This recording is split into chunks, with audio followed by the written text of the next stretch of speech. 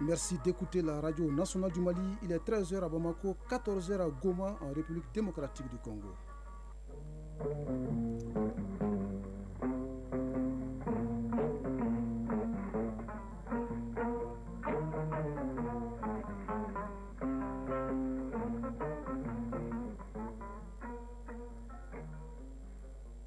Le journal Bourama Traoré.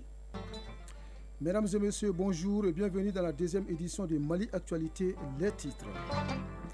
Elle est un moyen de communication le plus sûr, le plus rapide et le plus chaud, le tout pour décrire la radio à laquelle la journée de ce 13 février est dédiée, la symbolique de la journée, le rôle de la radio dans l'apaisement du climat social ou encore l'hommage de certains artistes. Une grande partie de cette édition est consacrée à l'événement. Le 38e sommet de l'Union africaine s'ouvre avec la réunion du Conseil exécutif avant la rencontre des chefs d'État ce week-end. L'enjeu principal de ce sommet, c'est la désignation d'un nouveau président de la Commission pour succéder au Tchadien Moussa Mafi et Faki Imama. La République démocratique du Congo ferme son espace aérien aux avions rwandais en raison du conflit armé. Au même moment, une délégation des églises catholiques et protestantes échange avec le coordinateur de l'Alliance Fleuve dont fait partie le M23. Ce dernier accueille favorablement la démarche des religieux et se dit prêt à écouter les requêtes et propositions. En sport, la 4e journée du championnat national féminin de première division s'achève cet après-midi. Sur le vieux continent, les matchs de barrage de la Ligue des champions d'Europe se sont poursuivis hier. Quand plusieurs magistrats jugent devant la chambre correctionnelle, on parle de collégialité. Le principe est effectif au pôle national économique et financier. Une réforme qui vise à renforcer la crédibilité du système judiciaire. C'est le sujet de la chronique judiciaire de ce jeudi à retrouver en fin d'édition. C'est tout pour les titres. Nous émettons à Bozola dans les studios du 22 septembre 1960 et vous nous recevez partout au Mali et à l'étranger grâce à la magie de la radio, un puissant outil d'information, de communication et de sensibilisation à l'honneur ce 13 février à l'occasion de la journée qui lui est totalement dédiée. Une conférence débat a eu lieu ce matin à la Maison de la Presse autour du thème « La radio face aux enjeux climatiques ». Alerter, sensibiliser, agir pour la résilience au Mali. Nous y reviendrons. Pour instituer la journée internationale de la radio, il a fallu un long processus de consultation sur lequel revient Ousmane Dao.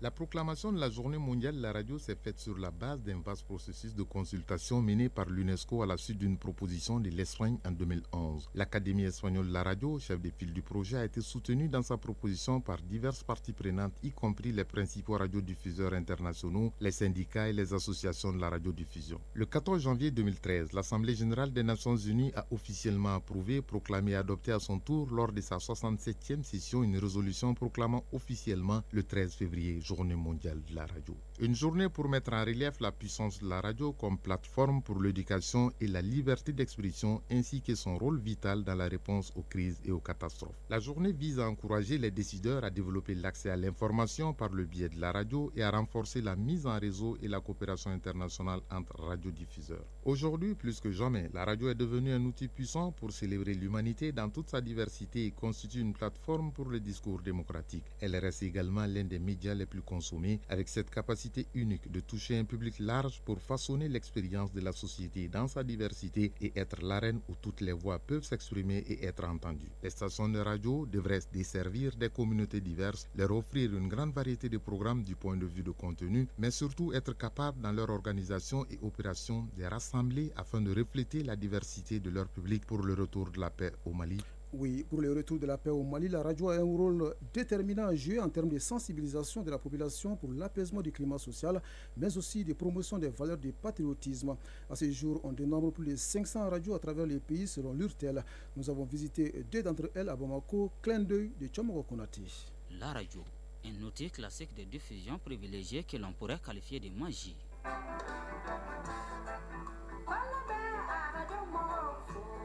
Un outil qui a marqué le temps et continue son petit bonhomme de chemin.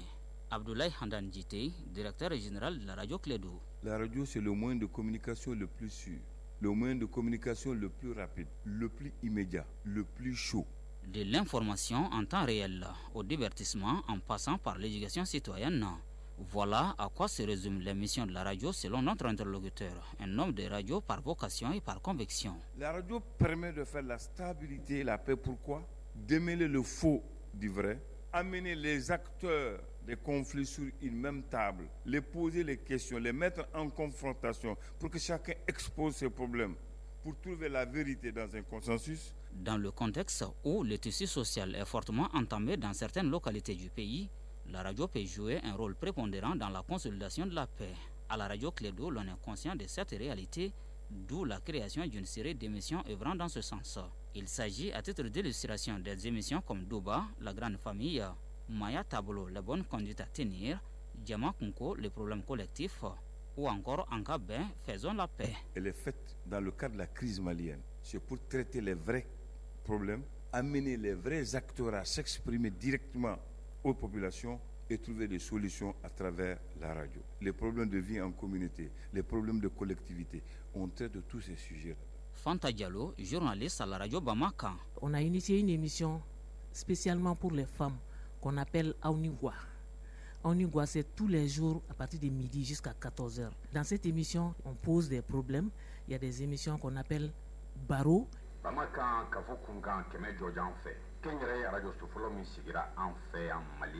Ces chaînes de proximité emboîtent ainsi les pas à la chaîne mère qui est Radio Mali ORTM, souligne cet interlocuteur, citant en exemple la diffusion des informations dans les langues nationales devenues par la suite les langues officielles.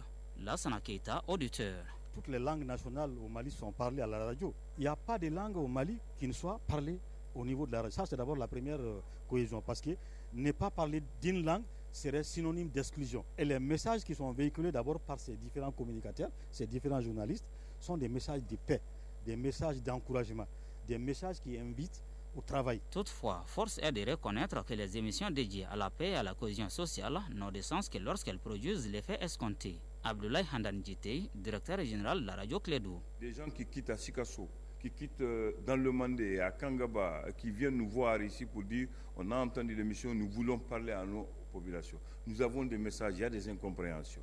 Nous avons vu des couples qui viennent ici, qui avaient des problèmes qu'on a résolus, et on a vu des couples ici. On a fait des mariages collectifs ici. Il y a une femme qui a un acte de mariage, l'autre n'a pas d'acte de mariage. Quand le mari décède, il y a un problème. On a résolu ça ici. Fanta Diallo, journaliste à la radio Bamaka. Des auditeurs nous font des propositions souvent d'autres émissions, des propositions d'autres thèmes pour en parler des thèmes de la société. Donc on essaie de voir ces thèmes-là, et puis souvent on pose des problèmes et puis on en parle. On laisse le téléphone, les gens appellent et donnent leur appréciation à tout.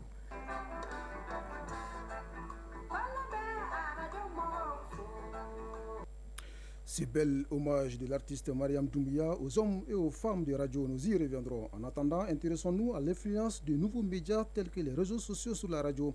Une réalité du moment loin d'impacter ces médiums qui a de beaux jours devant lui. C'est Mamadou Diallo qui l'affirme. Cet ancien journaliste qui a traversé les époques de Radio Mali à ORTM est joint au téléphone par Soumel Aberti. Monsieur Mamadou Diallo, bonjour.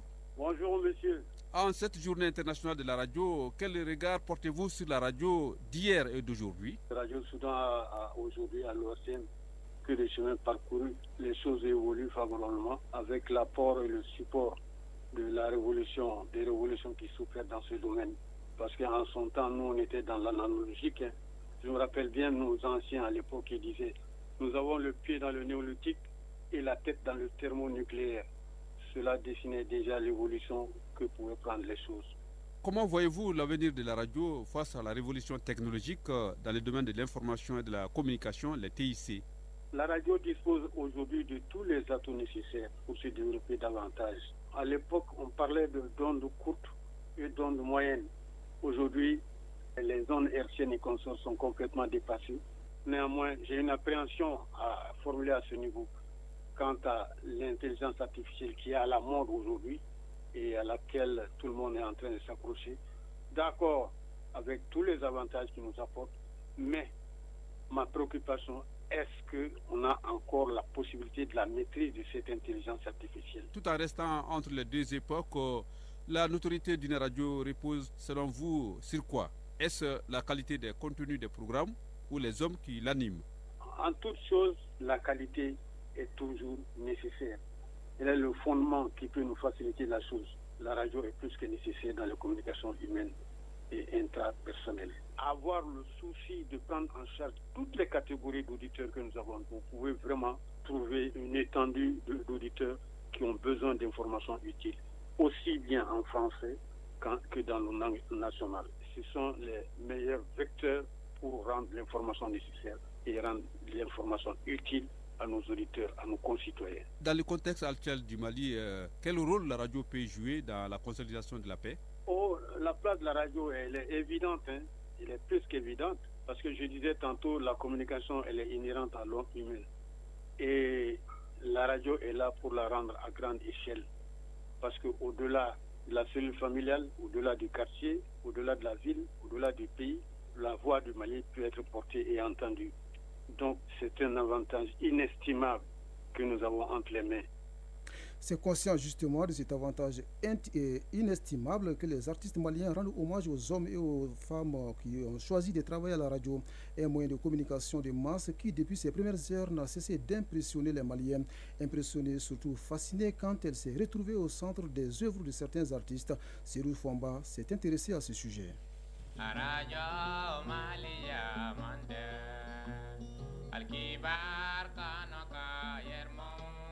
Depuis son avènement au Mali, disons plutôt au Soudan français, puisque c'était à la fin des années 50, la radio, en tant que moyen de communication de masse, a immédiatement marqué les esprits. Elle a presque fasciné la société tout entière, même si à l'époque, il n'était pas donné à toutes les familles de se procurer un poste radio. Le précieux appareil n'étant pas à l'époque à la portée de toutes les bourses à cause de son prix. Mais chacun se débrouillait d'une manière ou d'une autre, quitte à tendre l'oreille du côté du voisin qui en possédait un.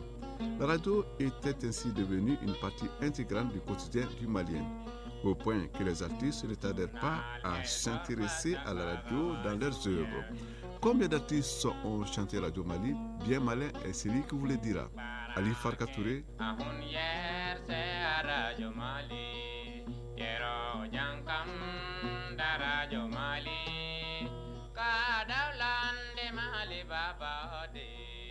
Las Maravillas du Mali.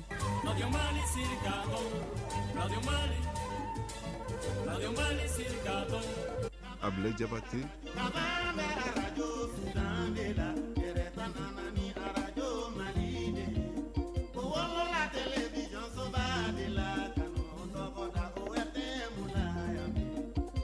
Naini Diabaté.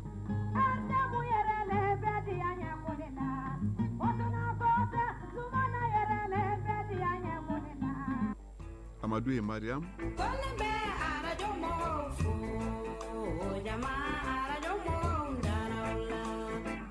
Pour ne citer que cela, vu l'importance de l'outil très précieux d'information, de sensibilisation et d'éducation qu'elle constitue, les artistes ont donc jugé nécessaire de magnifier la radio, et cela depuis ses premières heures. Et les hommages continuent jusqu'à ce jour.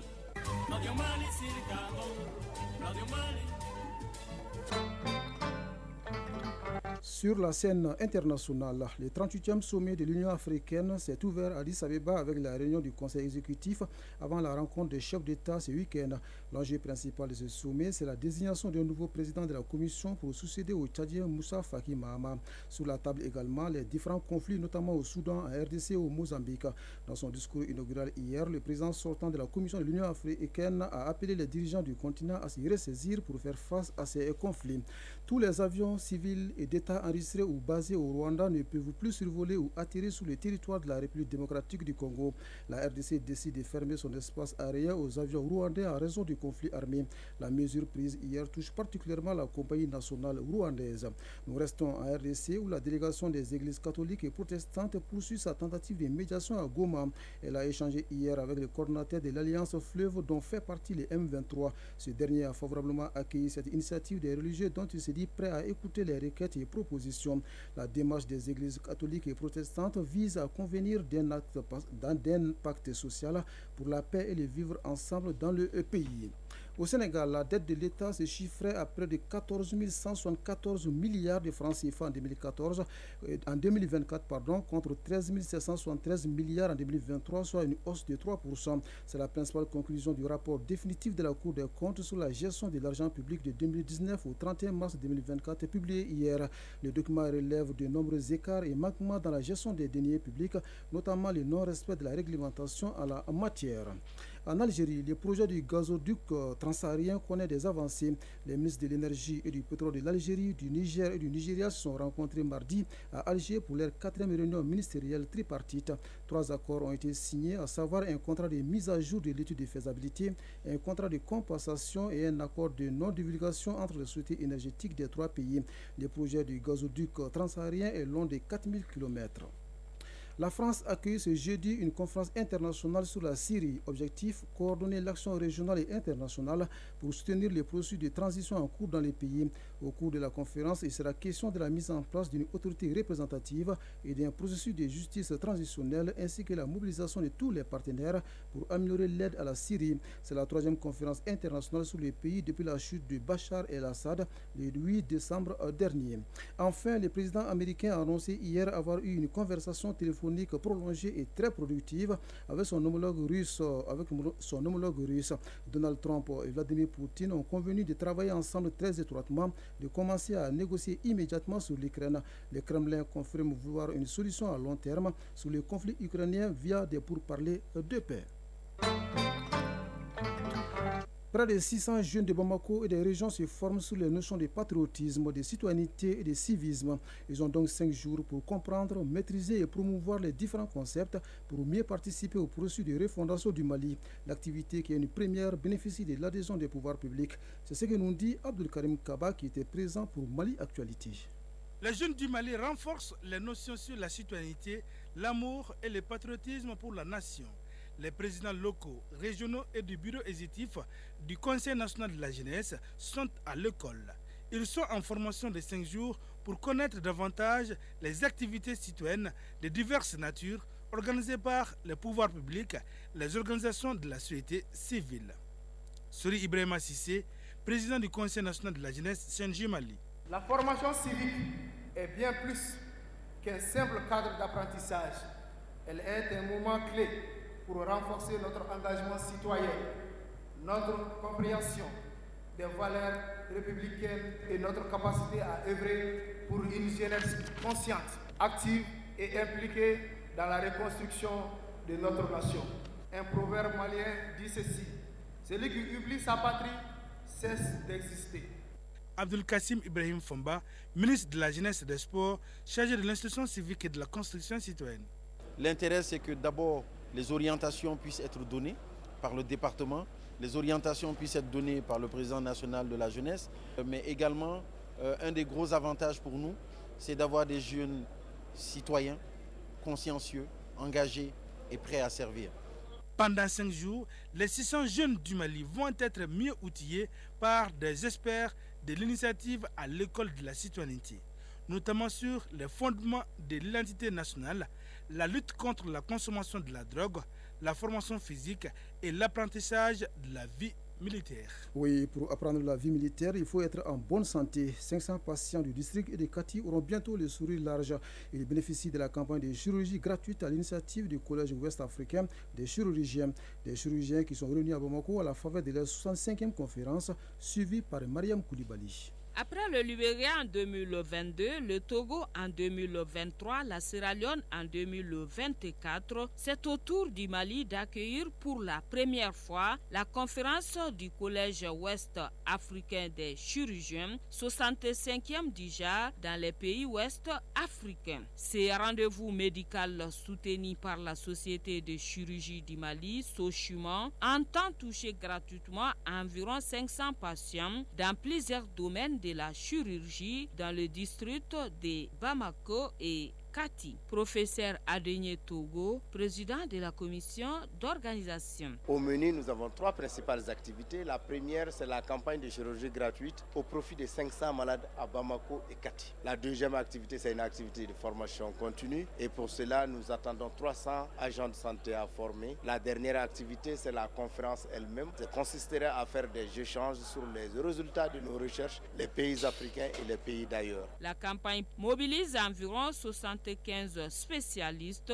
dont 13 venus de l'étranger. Un cadre idéal d'y donner et d'y recevoir au profit de la population malienne. Colonel Assaba Diallo Touré, ministre de la Santé et du Développement social. Minimum 500 patients qui vont être opérés gratuitement avec don de médicaments. C'est-à-dire que même les médicaments post-opératoires seront donnés aux patients, des rendez-vous pour qu'ils viennent faire des contrôles, tout ça gratuitement. Ça montre encore toute la solidarité et on encourage les chirurgiens qui ont su mêler l'utile à l'agréable. L'opération, appréciée à différents niveaux, a déjà touché plus de 300 patients.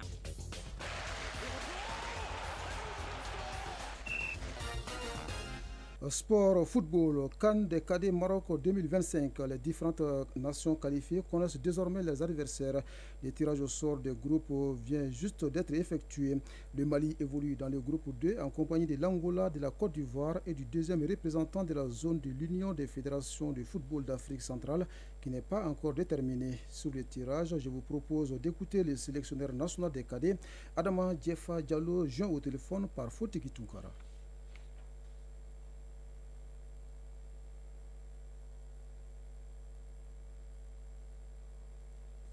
C'est le football des jeunes.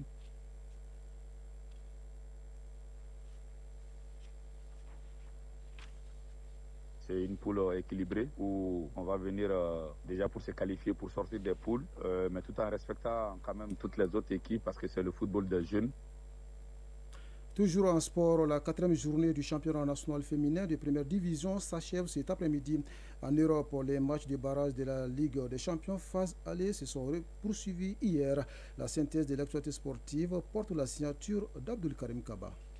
Au stade Mamadou Konaté hier, au compte de la 4e journée, le stade malien de Bamako gagne par 2-0 face aux Toiles du Mandi. Pour la 5e journée en retard, le Djoliba AC et le Binga FC ont fait match nul, 0 but partout. Sur les 12 journées disputées en championnat national de Ligue 1 professionnelle, le stade malien de Bamako et le Djoliba AC ont déjà disputé 8 matchs et il reste encore 4 rencontres en retard. Chez les dames, la 4e journée du championnat national de première division de football féminin prend fin cet après-midi avec les rencontres Super Lyon Dame de la Teria AC de 100 et Isfas Centre UFC. Déjà hier, 4 rencontres ont été disputées à Sikasso sur le terrain municipal de la localité. AS Momo a perdu devant les Amazones de la commune 5, 1 but contre 2. Sur le terrain de l'ASRL de Bamako, AS Entente de Serakoro Meguitana a battu l'AS de Baba de Mopti par 2-0.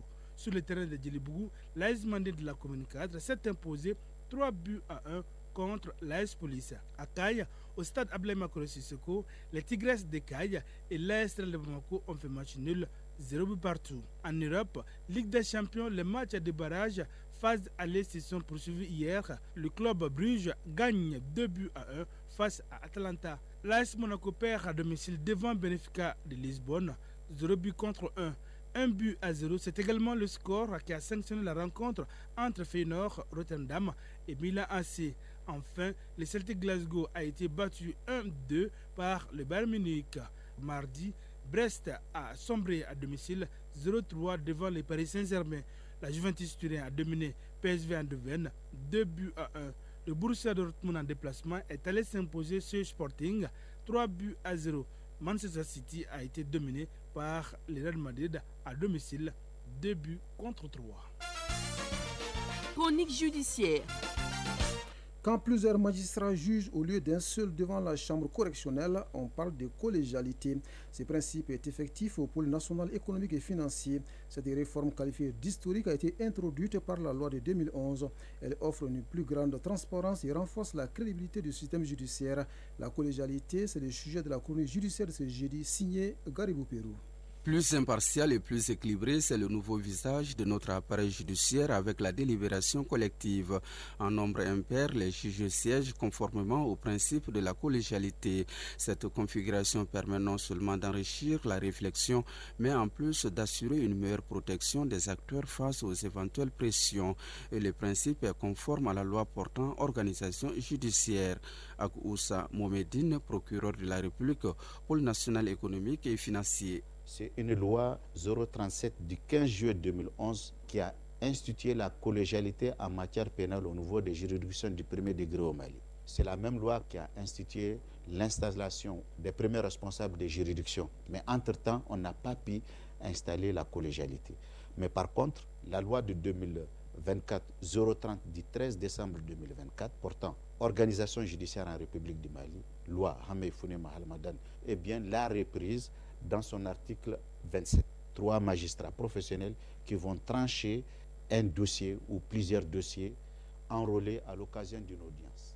Mais il faut comprendre que c'est quelque chose qui existait toujours au Mali, mais au niveau des cours d'appel et d'autres juridictions, mais pas au niveau de l'instance pour ce qui concerne la matière pénale. Pratique et pédagogique, la collégialité met en lumière les efforts entrepris pour la modernisation de la justice tout en réaffirmant l'engagement du Mali à promouvoir la transparence et l'intégrité. La composition du tribunal change. Vous avez un président qui préside effectivement l'audience correctionnelle qui est assisté par 2 autres magistrats qui sont professionnels.